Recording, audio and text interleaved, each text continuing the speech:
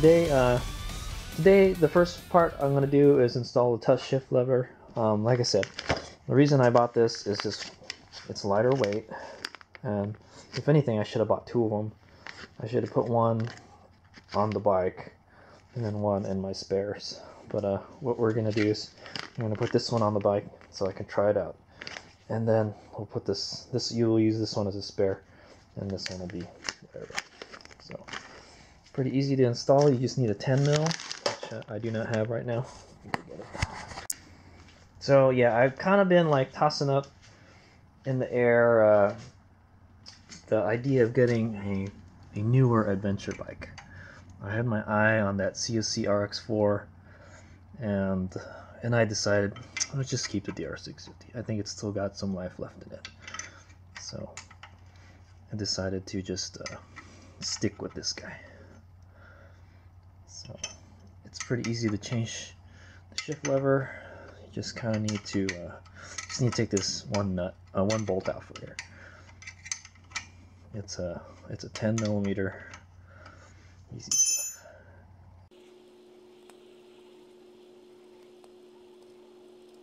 I purchased this at, I don't know, where did I buy it? I bought it on eBay.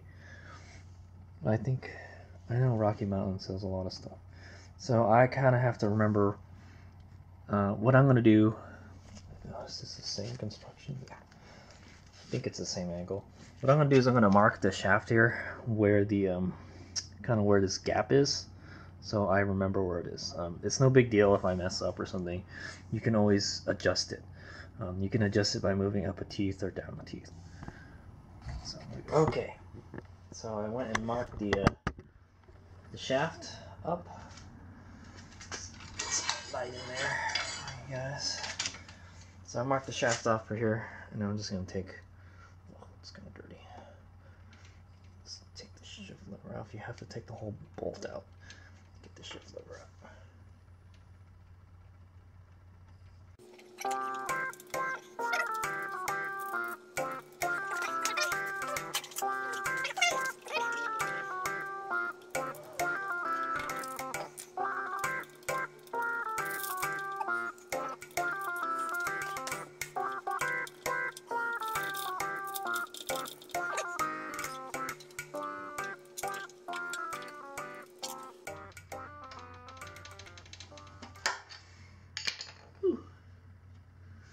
Okay, that was a little difficult to get out. I hope it's not messed up or anything. Probably just need to clean it up. But there's the old one. There's the old one right there. And we'll go open up the new one.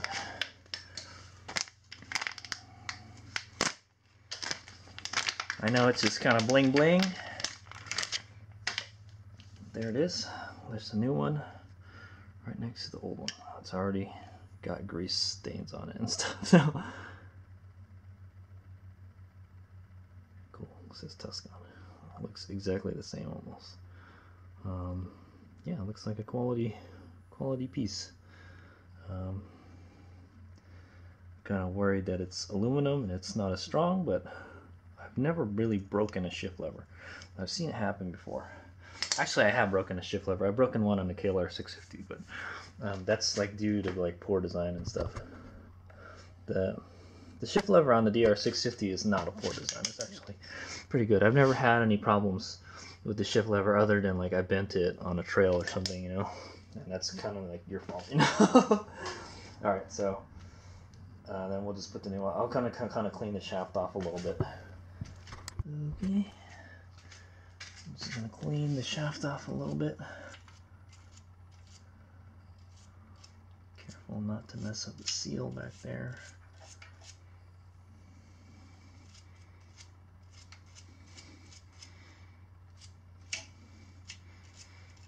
And yeah, this side of the DR650 is pretty messed up. You can see that the frame is starting to buckle here.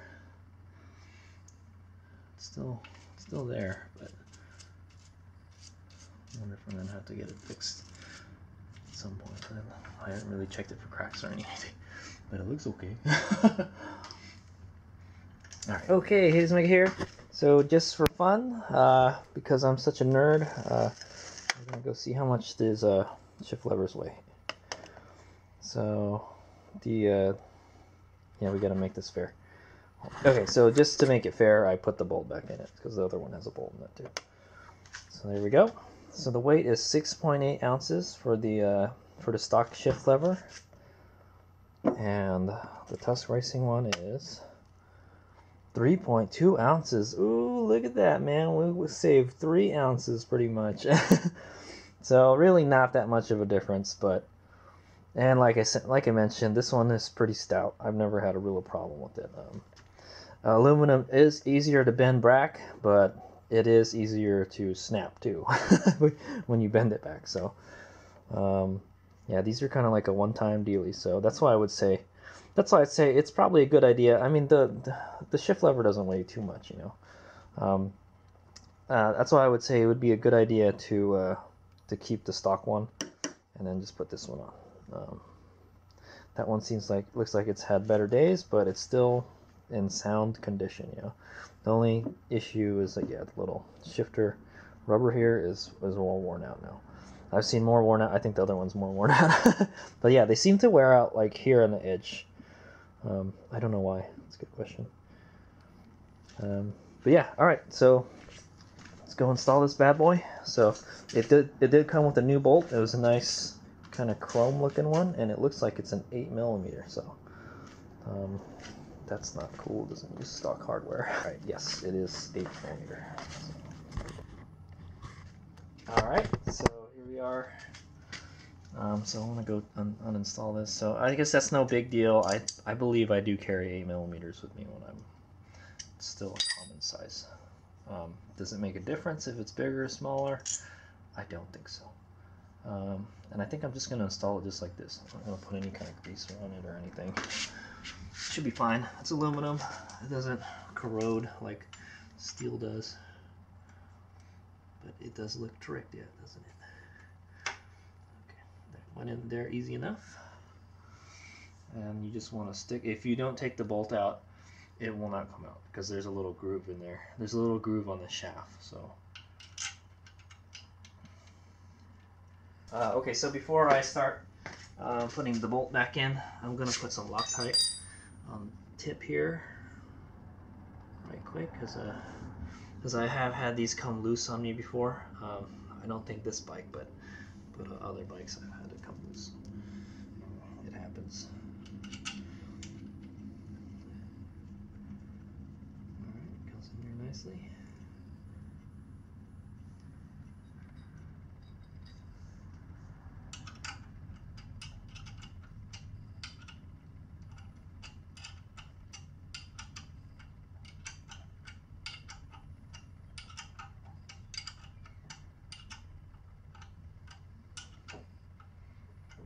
Trying not to touch that positive lead on that. I should have disconnected my battery charger before I did this. Okay, and then just kind of want to make it tight, but not too tight. I think that might be the reason they might have gone down a size on the bolt head, is because it you may strip this because it's aluminum. So I would just say snug like that. Okay, that looks good. That's not going anywhere. So there it is. Looks like it works perfectly. We'll have to actually go ride it to find out. I kind of got flip-flops on right now. I don't really want to try it out yet. But that looks good. Generally, I like to have it just a little bit above the foot peg is where I like it. Other people like it different places. Some people like it lower. Some people would want it higher. I like it just above the foot peg. That way, yeah. So I guess if I'm trying to shift standing up, I kind of have to like kind of scoop my foot up a little bit, which is kind of annoying, but that's okay. It's just something you gotta get used to. And then when you're sitting down, you can kind of just use this as a pivot point for your boot. So, but you adjust it the way you want it. Now mine has lowered foot pegs, so it may be different if yours has a higher one.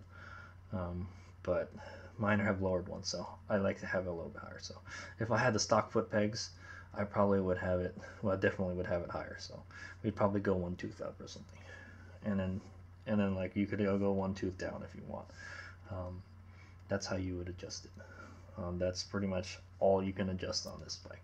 It's not like a sport bike where you have a little linkage, but it's a direct shifter, so you don't have any kind of slop or play in it. So that's one thing that's nice about it. All right, so that's the Tusk Shift Lever. Look at it on there. It looks sweet, man. I like it.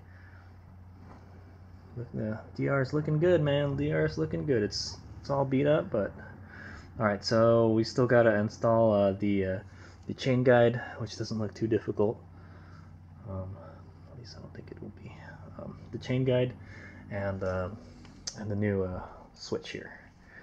And then so at some point, we're gonna have to install a new gas tank before we go on our adventure.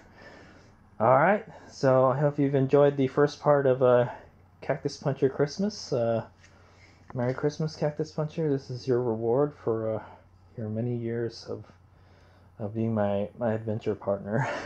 All right, here's what I got. Okay, so also one reason I waited till I'm trying to get my deer out of my garage so I can work on my KLX. So, but anyway, this is just kind of gonna come to in my parts bin for the DR650, and then we're just gonna put this spare one. I'm gonna put this spare one in the bag here with my spare brake and clutch lever. Interesting thing to note: I have never had to replace the brake or shift levers on this bike because the bike fell down, you know, because of something like that. It's very common, and I believe the reason for that is because I cut my levers down. My levers are 2-finger levers now, so 2 or 3, 2.5 finger lever, and that's why I believe it doesn't catch on anything and bend and break. So plus I have hand guards. Always good to have hand guards. Man, I can still see that little piece of cactus in there. Interesting thing to note was well, yeah, I'm just getting on the lever. I'm just talking about levers in general, but yeah, cactus actually pierced my handguard here, and you can see the thorn. It's still there. It's been there for like 2 years. It was a Baja cactus. You can see there, right where my finger is on top. There's like a little thorn, kind of poking. Oh, there's one right here.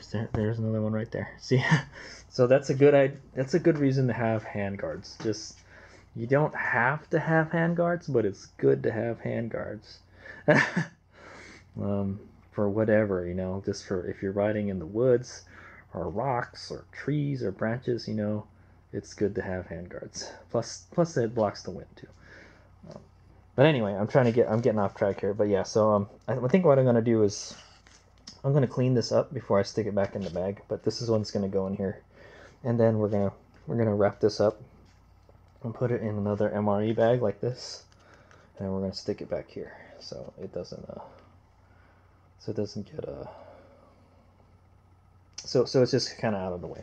Like I said, I never really go through this bag. I never really have to go into this bag because it's always I never break levers, so except for this one. I did bend it that one time, so yeah. Anyway, that just means you're not riding hard enough, 80s Omega. All right, so there it is. So now that lever will be my spare lever. All right, here's we go.